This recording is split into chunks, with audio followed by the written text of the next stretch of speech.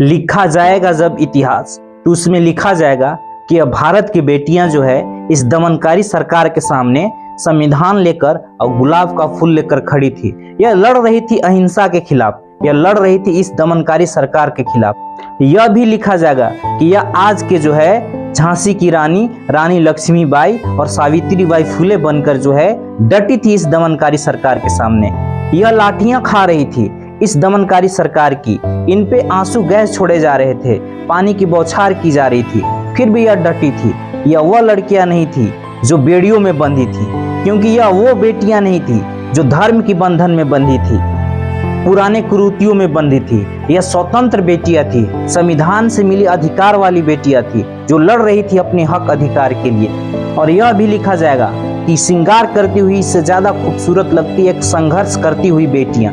यह भी लिखा जाएगा कि जब लड़कों पे लाठियां बरसाई जा रही थी, जब लड़के को मारकर प्लस कर दिया गया था, तब यह बेटियां सामने आई थी इस लाठियों का सामना करने, या दमनकारी सरकार के वाटर कैनन का सामना करने, अनेकों प्रकार के पथराव का सामना करने।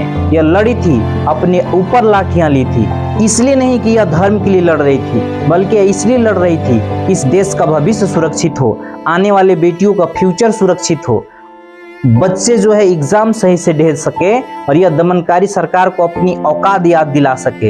यह लड़ी है हर वो चीज के लिए, क्योंकि हमेशा से इसको दबाया गया है, इसको आज़ादी नहीं दी गई, बस यही कहकर टाल दिया गया है कि लड़की होकर तुम क्या कर लोगी। लेकिन आज ये लड़कियां साबित कर दी, यह लड़कियां जो है हजारों दमनकारी सरकार पर भारी पड़ सकती है। यह बेटी है देश की, यह देश की जिम्मेदार बेटियां हैं, जो जानती है कि इनके कंधे पर देश का भविष्य है, इनका फ्यूचर है, और यह इस देश को ऐसे ही बर्बाद नहीं होने देगी इन अनपढ़ों के साथ, या जाहिलों के हाथों में देकर और अनभक्तों के हाथों में देकर। यह लड़ेगी तब तक यह सरकार दमन करना न बंद करे, भ्रष्टाचारी न बंद करे।